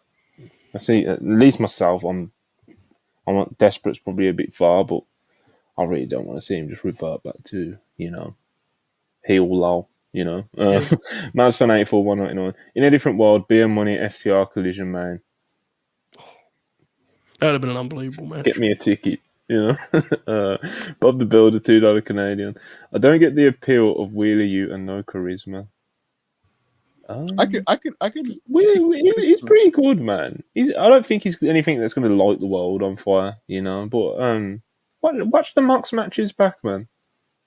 Even though like it was him proving himself in storyline, I think he actually done a lot with like the fans as well in those matches. So, Wheeler's pretty good, man. Wheeler's pretty good. I don't think that's like. I don't think if you're not into Wheeler Ute, like you know, you have no idea about wrestling or anything. Like, he's not that good, you know, but he's pretty good. Andrew the Giant, £2. Omos was the highlight of that Battle Royal. Bro, that Battle Royal was some good shit. I'm sad we didn't get to talk about it because, listen, folks, if you said that was the match of the night, I wouldn't fight you. I thought the Slim Jim Battle Royal was some about, you know. I thought that was some real shit. I can't lie to you. Like it was, bro. It felt like a fucking rumble at the end. Yeah, the Legit fact felt that like there a was, Royal Rumble at the end. bro, Like, it was crazy. Royal Rumble level heat and investment for Sheamus and LA Knight fighting in a meat stick battle royal that had no stakes. Think Just put a about that. belt on him, bro. I've told you this. Yeah, Yeah, that's what I mean. That's how over LA Knight is, bro. But yeah, the rest of the guys absolutely done their thing. Like Andrew Chad said here, like Omos, the stuff that they did with Omos pretty much all worked well. Gable was great in it. Loads of people done their part in the match, but A lot of story-based LA interactions. Knight brought the heat, you know. So you know. Yeah. Linnea Harley, $5. Just caught Sunday's Purists. 2023 Brit worth all the trouble. After this weekend, how close are we to 2024 All Out debut of Tyler and Becky Black? The second part of your question, I think there's like no. As funny as it is, I think there's like zero chance of that happening. Becky Black. Becky Black is fucking awesome. Becky Black. And is 2023 Britt Baker worth all the trouble? Well, TK clearly thinks she is, so there you have it. You know. Let's talk about Collision, man, because we've got like 20 minutes left, and you know we're supposed to be reviewing Collision, but we'll go through it. You know, we'll do our thing. We'll talk about what popped us, what didn't pop us, and you know. So I'm gonna I'll pull up the show order now. Right, so we started off with tag titles on AEW Collision on Saturday night. We had Big Bill and Brian Cage challenging the FTR for the AEW World Tag Team titles. This was what I expected it to be in the best way. You know, this was awesome. Ibu, you're making very happy noises right now. So you want to talk about it? Tell us about this opener, man. First of all, Brian Cage brought back this face paint look with the long pants. That like 80s fucking look he had, looking like a Ninja Turtle villain. And it was perfect, you know. We need Haas tag teams in wrestling. Because when you have a Haas tag team against a tag team that knows how to work, you get these fun matches where they are trying to find a way to you know, break them down and get them to take a bump, right?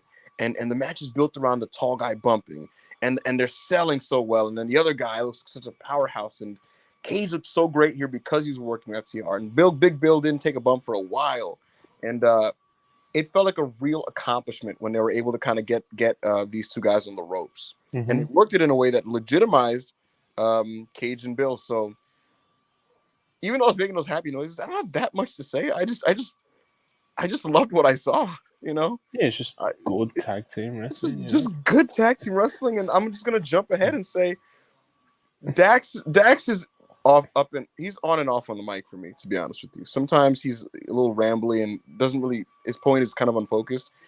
But here, his post-match promo calling out the Young Bucks and talking about Young Bucks, FTR, who's the best team of all time? Wembley Stadium, 80,000. I was like, Yeah, it was good shit. Yeah. Amazing. Yeah, Amazing. shit, man. Could main event. Oh yeah, absolutely could have. Joe, I assume you was very much a big fan of this as well, mate. Oh yeah, this match rocked. I thought Cage was tremendous here. They reined him in just enough. I mean, you still got to let him do his stuff, but I thought he like mostly limited to just being like an actual monster rather than kind of try to be saying that his look doesn't really require him to be. This seems to be his natural role on a national promotion to me. You know, one half of Big one of these Hoss host teams. Yeah. Like I Great. like this a lot. Really good match. Yeah, man, this was definitely good stuff. Big fan of it. Big fan of all people involved. Next up, we got a BC Gold promo. And geez, what was this? What? Joe, do you remember this? They had the cutout. They were fucking around with Shivani, and the Guns had the headsets and came in and did an impression of "It's Sting." You know, the old, I remember that. Yeah, the crowd pop for that as well. Yeah, they do a good job of using Tony on these. They do a really good job of that. They do actually. They do, yeah. But yeah, man, BC Gold, another enjoyable promo. Next up, we had Chris Statlander defending her TBS title against Mercedes Martinez. I thought this was a really nice title defense for Chris, man. Martinez, every time I see her on TV, I kind of wonder, like, it'd be nice if we got more Martinez matches on the TV. And Collision, she had one like last week or the week before. She got the title match this week, so hopefully she sticks around. And it seems like she is going to stick around because after she lost this very nice title match, Diamante came out, and when Martinez was beating up on Chris Statlander because she was sore about losing the match, there was like this moment Diamante kind of like, didn't know what she was going to do, even though like it was pretty obvious that she was going to do. Like as soon as she didn't go straight after Mercedes, it was obvious what she was going to do. But yeah, man, Diamante and Martinez start taking it to Chris Statlander after the match, and she gets saved by Willow, and they're setting up a tag match. And this angle had great heat, man. This angle did have great heat. The crowd was into like Chris, and they were into Martinez as a heel as well. So it's like when they did, like the match was getting pretty over as well. Then like when they done the angle after the match, that really got over, and it was just a good bit of business, man. And Diamante and Mercedes Martinez as like a heel women's tag team, like really, really does it for me. I can't lie. Yeah, good shit. People love Willow too, so her save gets a good reaction always. Yes, I loved everything here, and I'm enjoying the reset pieces being used. Diamante functioned almost like as a new character coming in because she's been gone for so long. Yeah, and like I was saying it on stream on our wrestled on Dynamite. Then we checked and it was 2020. So wow. So it's basically a new character coming in, and I'd love to see Thunder Rosa link up with these two and form a stable. But I like what they're doing with the women's division here in the scene, and I thought this was all positive business. Mercedes can't be overstated. Incredible job slotting in this last 2 weeks. Just man, really good stuff. She's brought the TBS title scene to life. Like that is who you can obviously it's been booked to do that, but like pretty people were very, very low on, Chris Statlander's run, and it was no fault of Chris herself. It was just she didn't feel like she had any focus or importance on the shows or anything. And then they do the big angle with Martinez last week.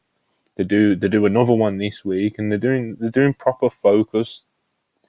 I don't want to say it's fucking, genius storytelling or something, but it's just focused, man. Like it's just bringing life to the division again. As simple as that. But yeah, I think this was a hit. Good stuff. Hopefully they keep it up. Next up, we have a Toni Storm promo, and she was doing the kind of the distressed, disgraced 1960s actress. I apologize on behalf of WrestlePurists for the man that I was becoming live on air on Twitch during this promo segment. I don't even want to ask about that. But anyway, Toni Storm, she's going through it, Joe. She's struggling with this. She's trying to pretend that she's not going through it, but she's absolutely going through it. She's falling apart, Joe. Yes, this was interesting actually. I think Tony's really been a much more engaging character since turning heel. But this was by far the most intriguing development in that regard. So excited to see where they go with this. I like this. I always was pretty damn good. So intrigued. I think it's pretty fair to say Boo was a big fan of this as well. But yeah, man. Samoa Joe up next. He squashes Serpentico in negative seconds. Like he just runs through Serpentico, and it's mainly all about his time with the mic. Samoa Joe, he gets on the mic, he calls out CM Punk in what was a great promo, I thought. Straight to the point. He just cutting a promo in a way that only Samoa Joe can. Joe Hulbert. Yeah, man. They honestly need to use him more as a promo in AEW. He hasn't spoken up in AEW. He's one of the best promos in the business, and we're going to get the big face-to-face with Punk at some point, I have no doubt. And I loved all of this, and I loved the way it felt. I mean, you pretty clearly tell that Joe was speaking from the heart when he talks about what their legacy deserved and what this meant. I was thinking about this earlier. I think this is the biggest match of Joe's career, to be totally honest. I may be they may be nuts. I don't know, but I'm pretty confident. It's probably the biggest, and the only thing that you'd probably compare to it is like Lesnar at Great Balls of Fire. Which is huge. Because he didn't have any marquee Mania matches or anything, did none. he? You know what I mean? He only had the one match with Ray that went a minute. 10 seconds. Yeah. So that's what I mean. He never had a marquee featured Mania match. Right. So I think you're on the line. I love Joe's presentation on Collision, and sometimes I like these kind of almost Nitro Goldberg match-esque squash matches that are such a formality that the commentary isn't even gonna insult your intelligence by acting like it's not, and they're almost just kind of having a good time watching. They're like, yeah, Joe's gonna fucking kill this jackass. Oh, and it's over, folks. It's over. It's right there. Joe just got him with the cocaine. And like, I sometimes I really love that. Yeah, Joe's definitely. yeah, good stuff. Yeah, man. So he wants Punk at Wembley. Punk has got 1 week to answer, and if he doesn't answer, Joey's going to do some convincing, you know. So we'll see how that goes. I'm quite looking forward to it. I think that's quite the understatement, to be fair. Giovanni sits down with the Acclaimed. Of course, he asks them about Billy Gunn taking his boots off and, you know, seemingly retiring. And they asked the Acclaimed like, what's going through Billy Gunn's mind and if they spoke to him, etc. Of course, they're seemingly like devastated. They want him to come back, etc., etc. Apparently, Billy Gunn blames himself for the Acclaim losing the tag titles, and after him also losing 2 straight to Malachi Black, you don't think he can do it under pressure anymore. But yeah, not too much to say about that one really. I guess we'll kind of see how it plays out and how they try and convince Billy Gunn to come back. Yeah. House of Black versus Action Andretti, Darius Martin, Shotty Lee Johnson. Kind of rule. Yeah, man. House of Black, Trios defense. I was a Happened. fan. Yeah. I was a fan. I thought Lee Johnson looked good. I like Lee Johnson. I like I think this, you know, Andretti Martin. I think they're actually coming along here. I like the feeling of progression we get on this show, where character that we see in episode 1 gets legitimately taken from point A to point B week to week. You know, Andretti was the guy who was facing Scorpio 1 week, then he tags with Darius the next week, then it's him and Darius in a trio, and clearly they made the decision to swap Vikingo for Lee Johnson. And yeah, I'm a fan of the 3. They're growing on me, and I thought this was a nice match, and I like their developments as they get used to doing TV trios matches. Malachi was razor sharp on Saturday. His shit Yeah, looked great. he did. He did. Quite glad you reminded me of that actually, because That's pretty good. yeah, man, he looked good, and it just kind of sticks out. It's like I was watching it like towards the end, and I was just kind of like, it's been said a million times by a million podcasters, but like the dynamic they've got, man. You know, like you've got Malachi, who's of course unique to himself, and he's kind of like the striker. Like, you know, you've got Buddy, who's like the high pace guy, and you've got Brody, who's like the big monster. Like, it's a great dynamic for a trio, man. God, yeah. And they're all really good in ring. But like Next week's match, this Saturday's match should be unbelievable. I mean, it should be incredible, shouldn't it?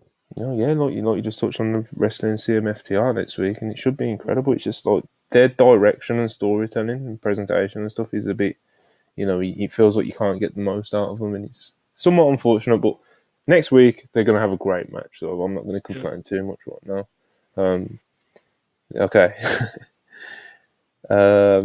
QTV, Powerhouse Hub segment. QTV offers him the biggest win of his career whilst also trying to suck up to him by giving him a big gold chain. But yeah, QT Marshall, he basically says to Hobbs, you know what, I can get you the biggest match of your career at All Out in Chicago. And Hobbs basically says, I don't need you. Takes the chain anyway. And that's that. So QT Marshall still trying to get in the good books of Powerhouse Hobbs, and Hobbs doesn't seem very receptive to it. So we'll see where that goes. We need to get this one moving, don't we? This QT Hobbs thing. We need to get moving. Let's get going. Just hurry up, you know what I mean? Either just cut it out, you know, or I am interested to see what match to do give Hobbs. We don't need to do a slow breakup. Like, we don't need We do not. Yeah, definitely not. But yeah, Hobbs seemingly getting a big match at All Out, whether it's through QT or not. It'll be interesting to see who that will be. Because it would be really cool for him to get like a really big featured match that kind of announces him as like, this is an upper level guy, you know. I think he can definitely carry that ball. But Christian Cage was next. He cuts a promo, and he's just cutting a pretty basic promo, but he's got his daughter with him. He's got his daughter by his side. He's talking about like when he sees his daughter, he realizes how he's such a role model, etc., etc. His daughter tugs on the TNT title. She asks her dad if she can hold the belt. This just sent Christian Cage off the edge, Joe. You know, he said, "What have you done to earn this belt? Have you earned this belt? They sent you a belt," and then he kicks his daughter out of the arena. Tells security to eject her out of the arena. She hasn't got credentials. He's a terrible parenting, Joe. This guy is an artist. Please appreciate Christian Cage while you can. I think he's about to be 50. Just wonderful. What a treasure. What an absolute treat to watch him still do his thing. And he's still one of the best heels in the business. This was absolutely tremendous. It's honestly maybe the highlight of the show, and the show was great. It was that good. Ibu, did this pop you? Oh, Yeah, it was so weird. It was so awesome. What the hell is this? It was real graps, bro. Yeah, Christian is something, man. What a sick. he's just a dick, you know. Speaking of being a dick, Jay White, you know, one of the best pricks in wrestling, you know. Yes. That guy Jay White is, and he wrestled Metalik, and this was, you know, tidy short match. You had the guns on commentary, you had Juice screaming on the outside and stuff, and I think this kind of delivered what it needed to do. You know, it got us to the main event pretty nicely. But yeah, man, Bullet Club Gold, bro. People like them, man. People are into them. Correct. People love to boo them. People love to like fuck around with them. The guns this is just their role. You know, like, this is what they should be doing. You know, Juice obviously second lease of life in AEW, considering how the start of his run went, and obviously Jay White is genuinely one of the best wrestlers in the world. So good stuff. Anyone got any thoughts on the match segment at all? I will say, as someone who's been a fan previously, I was hoping Metalik would look slightly sharper than he did, to be totally honest, because I'm a fan, or I have been a fan. I haven't seen him in a while. I didn't think he looked great, to be totally honest. Shame, because I think he has a role to play potentially on Collision. So You haven't seen Metalik's ROH stuff? I've seen like bits and pieces of it, but not the reason why I'm enough, asking is I'm like, because I kind of realized a while ago that he's like semi-washed, so Right. this didn't like surprise me. But if you're someone who hadn't seen him in a while, you're like, oh wow, like, it was noticeable. Yeah. Well, main event. Ricky Starks challenging for CM Punk's real world title with special guest referee Ricky the Dragon Steamboat, and we also got good old Jim Ross back at the commentary desk for this main event, which is also very great to see because we know he was, he was dealing with something, so it's just nice to know that he's all right and he's back at work. And I love Jim Ross. I've never hid that, so. This was a good match, man. Like this, he had loads of heat. Like I love the atmosphere. Absolutely, my favorite part about this match, the dueling chants. I just love these collision crowds because it's like they're almost like fighting each other. So like when people start to like cheer CM Punk, you get the crowd for the crowd that's booing them. Then the cheers get louder, then the boos get louder, and it just becomes this amazing atmosphere. I couldn't believe the atmosphere that this match had. I was like, it was incredible. It didn't feel like. There's pay-per-view matches that like would kill for this. Like this had like superstar big time. Like Roman and Jey Uso in the main event at Ford Field. Well, there you go. Like it was crazy. This was happening while SummerSlam was on. Like, for real. I was like, this crowd is crazy. Yeah. The atmosphere was ridiculous. Jim Ross, it was just so nice to hear him. And without being totally spiteful, Jim Ross, when he's refreshed and well rested, calling wrestling that he can understand next to professionals that call it like a sport, is still the fucking man. And I thought he was awesome tonight. This was like the best he sounded in a while to me. And it popped me. Just him talking about Ricky Steamboat, kind of calling it down the middle and talking about Ricky Starks being a young stud and all that stuff. I love the main event. Yeah, man, there was a lot to like. I don't think it was like the most. It wasn't like the big epic, 4.5-star match of the year contender, considering like the spot it was put in and everything. But it was still very well done, I thought. And of course, the atmosphere was great. And in the finish, Ricky Starks tries to cheat. Ricky Steamboat doesn't allow it. And then after the match, Ricky Starks is just disgusting. He kicks the shit out of Ricky Steamboat, whips him with the belt. CM Punk has to chase him off with a chair. He throws a chair up the ramp at him. And the crowd's cheering CM Punk by the end of it. Ricky Starks, of course, getting great heat. And Punk is, he's the saviour. But, Hulbert, what did you think of the match and the angle itself? I thought the match was good. I don't think they have immediate chemistry, Ricky and Punk. There's a slight lack of rhythm to their two matches thus far. I mean, it happens, but they both have the right idea, and Punk, obviously, in particular, is great at kind of steering the ship in that regard. And beyond anything else, as you both said, the atmosphere is immense, right? So I thought they had a really good match, even without it being like an especially smooth ride. But I mean, JR and commentary, Ricky Steamboat ringside. I mean, this was set up to The succeed. hugs before the match. Oh, mate, Ricky Steamboat, he comes down, he shakes everyone's hand, and he sees Jim Ross, and he's like, "Get that hand out of my face, come you here. know? Come here." Steamboat's they had Steamboat's WCW theme too, which I was like on my feet for. It was It's beautiful. fucking WCW theme. It was beast. I love Collision. I think it's an awesome show, and I love how the heat angles feel like actual transgressions that have consequence. And so, Absolutely. I just had a great time with the It whole. rules, man. It does. It fucking rules. Thank fuck for Collision. Yeah.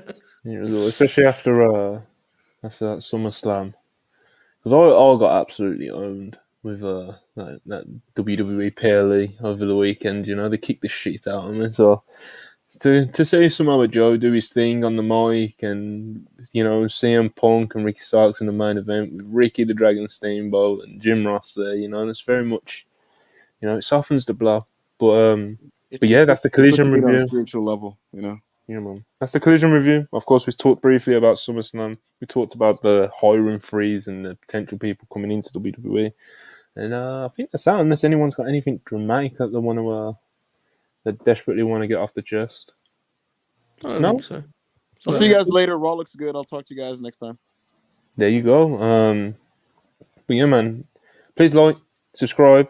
We appreciate all the super chats, of course. We always do massively appreciate you guys. We've got one of the best live chats in all of wrestling, absolutely.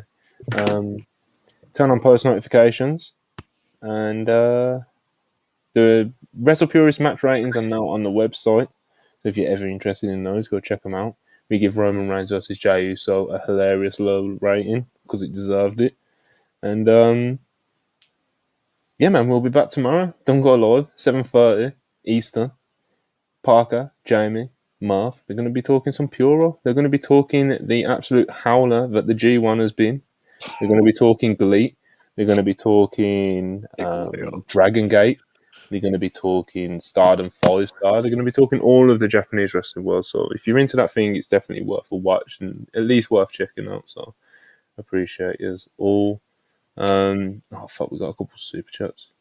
Even we need an LA Knight impression immediately. Let me talk to you. There you go. No. Will Chisholm, $5. If Kairi's going back to WWE, how would y'all book her? We actually touched on this. Shayna or Asuka? She'll probably do something with Bailey if we're being real. But yeah. Come on, Joe.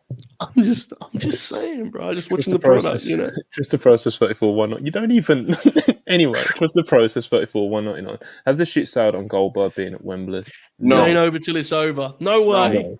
No. The dream lives. On that note, we are actually getting out of here now. So we appreciate you all. And we'll see you next time. Hopefully tomorrow, 7:30 PM Eastern. Don't go live. Peace.